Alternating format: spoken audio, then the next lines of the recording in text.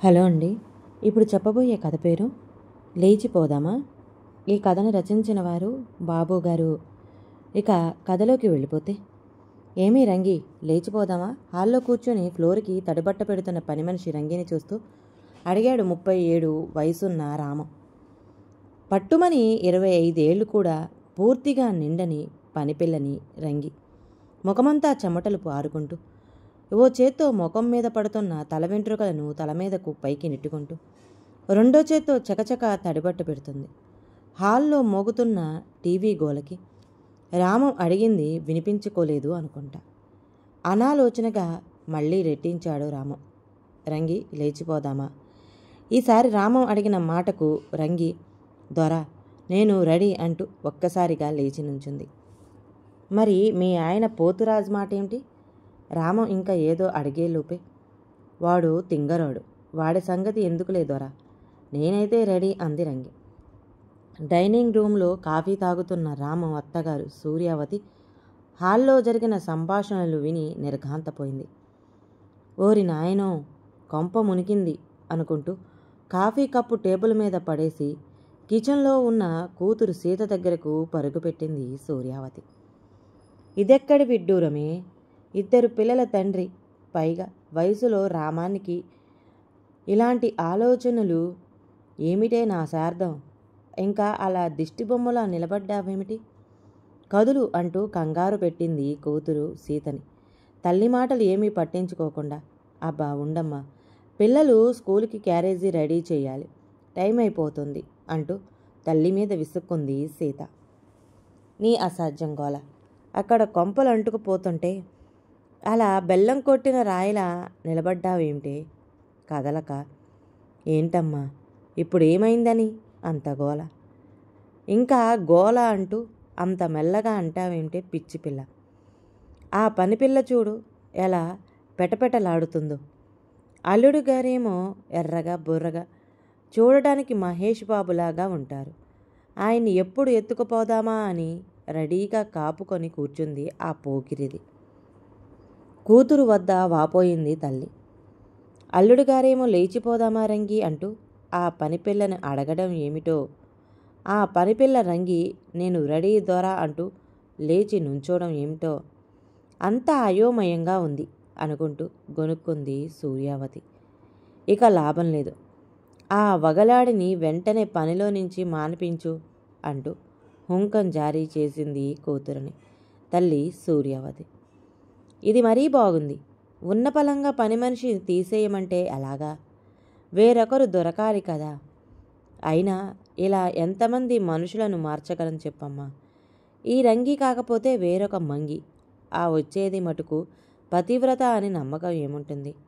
నేనా పొద్దున పోతే సాయంత్రం ఏ టైంకో ఆఫీసు నుండి వస్తాను, అంతవరకు కాపలాగా ఎవరు ఉంటారు?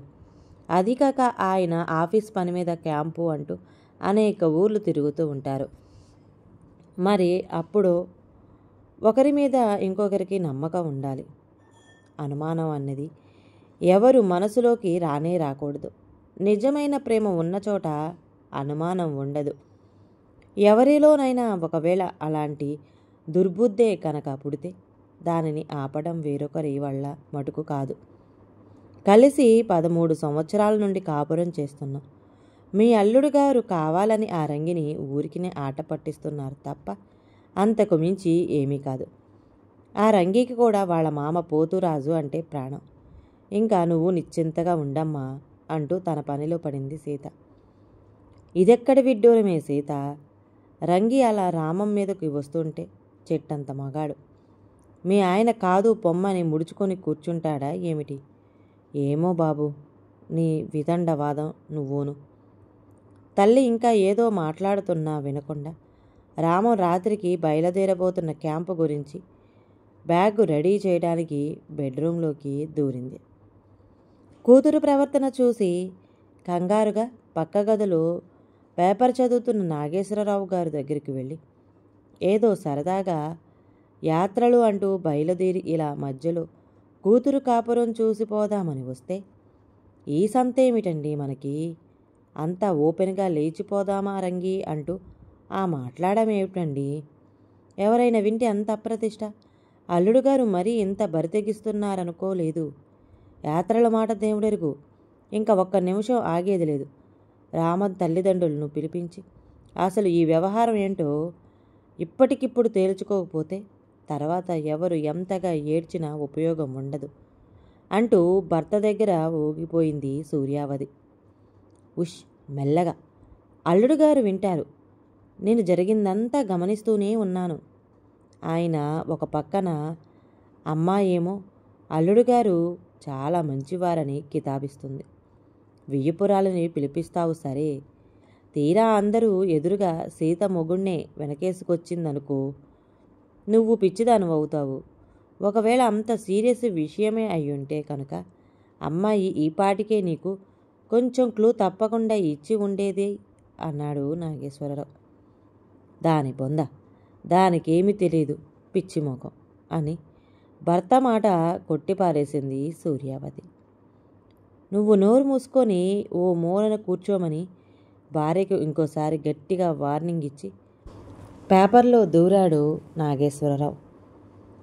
రామం బండి ఎక్కి ఆఫీసుకు బయలుదేరిన 5 నిమిషాలలోపే పిల్లలిద్దరినీ స్కూల్లో దిగపెట్టి ఆఫీసుకు వెడతానని తల్లికి జాగ్రత్తలు చెప్పి పిల్లల్ని తీసుకొని కారులో వెళ్ళింది సీత.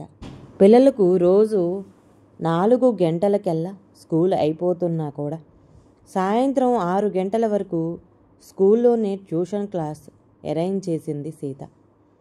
రోజు సాయంత్రం ఆఫీసు నుండి ఇంటికి వస్తూ దారిలో పిల్లల్ని పికప్ చేసుకునేది. ఈరోజు ఆఫీసులో మేనేజర్ సాయంత్రం 6 గంటల వరకు పని పురమాయించాడు. దాంతో పిల్లలు స్కూల్ దగ్గర తల్లి ఇంకా రాలేదని ఎక్కడ కంగారు పడతారేమోనని త్వరగా మెట్లు దిగుతుంటే కాళ్ళు మడమ మిలితిరిగి పైమెట్టు నుండి కిందకు పడిపోయింది. మడమ ఎముకు విరిగింది. దాంతో బలంగా కింద పడటంతో తలకి బలమైన గాయం తగిలి కోమాలోకి వెళ్ళిపోయింది సీత.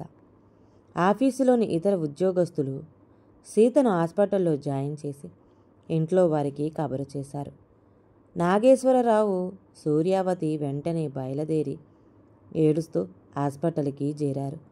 ఫోన్ సైలెంట్ మోడ్లో పెట్టి రామం ఆఫీసు పనిలో బిజీగా ఉండడం వల్ల వేరొక కొలీగ్ ద్వారా కబురు తెలుసుకుని ఆఫీసులో పనిచేసే వారందరూ రామాన్ని దగ్గరుండి హాస్పిటల్కి తీసుకువచ్చారు.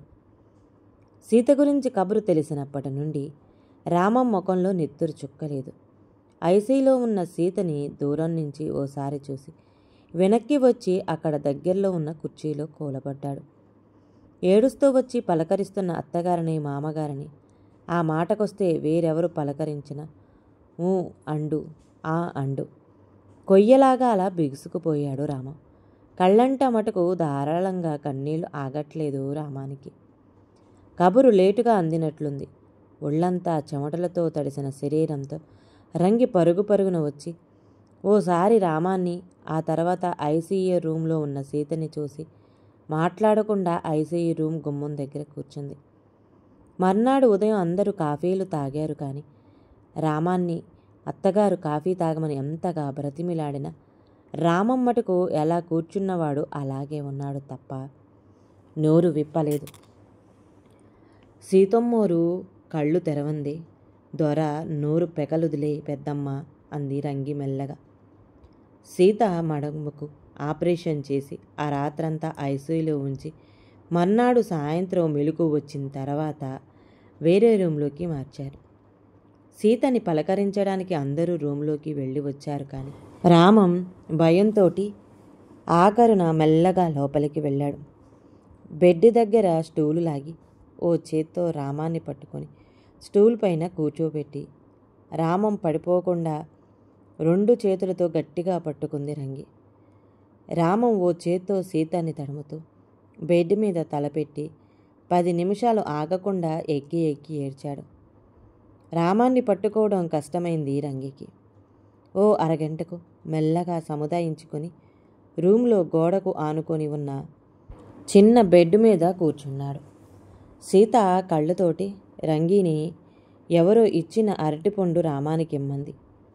రంగి ఇచ్చిన అరటిపండు ముక్క నోట్లో ఉంచుకొని సీతను చూస్తూ మరలా ఏడుపు లగించాడు రామం. 5వ రోజున సీతని హాస్పిటల్ నుండి ఇంటికి తీసుకొచ్చారు. హాస్పిటల్ నుండి వచ్చినప్పటి నుంచి సీతను ఒక్కటంటే ఒక్క నిమిషం వదలలేదు రంగి. రాత్రనక పగలనక సీతని కంటికి రెప్పలా చూసుకుంది రంగి. సీత మంచంపైనే ఉన్న ఆ 10 రోజులు అన్ని పనులు పక్కన పెట్టి భార్య పక్కనే ఉన్నాడు రామం. రామానికి భార్య మీద ఉన్న ప్రేమ, రంగికి యజమానురాలి మీద ఉన్న ప్రేమ, గౌరవం, అభిమానం చూసి ఆనందంతో కళ్ళు చెమర్చాయి సూర్యావతికి. 3 వారాల తర్వాత ఓ ఉదయాన్నే రామం క్యాంపుకు బయలుదేరుతూ, ఏమీ రంగి, ఈసారి ఎలాగైనా సరే మనిద్దరం లేచిపోదాం అన్నాడు రామం. అప్పుడే కూరగాయలు సంచితోటి ఇంట్లోకి వస్తూ, రంగి, మొగుడు పోతురాజు తీసుకుపోండి దొర, రంగిని మేపటం మాకు మహా కష్టంగా ఉంది అన్నాడు. నీ దిమ్మడా, నీకేం తక్కువ చేశాన్రా, ఇంటికి పద, ఈరోజు నీకు పస్తే అంటూ మొగుడు మీద చిరుకోపం ప్రదర్శించింది రంగి. సూర్యావతి గారు అదే డైనింగ్ టేబుల్ దగ్గర యథాప్రకారం కాఫీ తాగుతూ ఈసారి పనిపిల్ల రంగి వంక ఆప్యాయంగా చూశారు. ఎంత తప్పుగా అంచనా వేశాను. ముత్యం లాంటి ఈ రంగిని, అర్ధనారీశ్వరుడు లాంటి మా ఆ రామాన్ని అనుకుంటూ 1కి 2 సార్లు గట్టిగా చెంపలు వేసుకుంది సూర్యావతి. అత్యంత వేగమైనది మనసు అంటారు. ఒక్కొక్కసారి మనసుకున్న వేగమైనది అనుమానం అని కూడా చెప్పవచ్చు. కళ్ళతో చూసింది, చెవులతో విన్నవి కూడా ఒక్కొక్కసారి నిజం కాదని, ఆ తర్వాత కొన్ని నిజాలు బయటపడిన సందర్భాల్లో కానీ తెలియదు. ఆ తర్వాత నేను తొందరపడ్డాను, సారీ అని చెప్పినా కూడా జరగకూడని నష్టం మాత్రం జీవితాంతం అనుభవించాల్సి ఉంటుంది. అవును, కూతురు సీత చెప్పినట్లు మనిషికి నిజమైన ప్రేమ ఉన్న చోట స్వలాభం అన్న మాట ఉండనే ఉండదు. లేదంటే సమాజంలో అందరూ కీచుకొడున్న మనస్తత్వమే ఉంటుంది. కాకపోతే ఇంటి దొంగని ఆ ఈశ్వరుడైనా పట్టలేనట్లు కీడు చేసేవారు చేసేది చేస్తూనే ఉంటారు. అలాంటి మనస్తత్వం ఉన్నవారిని ప్రేమతోనే ఒక దారికి తీసుకురాగలరేమో కానీ దండించినంత మాత్రాన ఏమీ ప్రయోజనం ఉండదేమో. ఎవరికి అలాంటి దుర్బుద్ధి రాకూడదు కానీ, లేదంటే ఎవరికెవరు సాక్షి అనుకుంది సూర్యావతి. ఈ కథ గనక నచ్చితే ప్లీజ్ అండి లైక్ చేయండి. అలాగే ఛానల్ని సబ్స్క్రైబ్ చేసుకోవటం మాత్రం మర్చిపోమాకండి. మీ విలువైన అభిప్రాయాన్ని కామెంట్ బాక్స్లో కామెంట్ చేయండి. అందరికీ ధన్యవాదాలండి.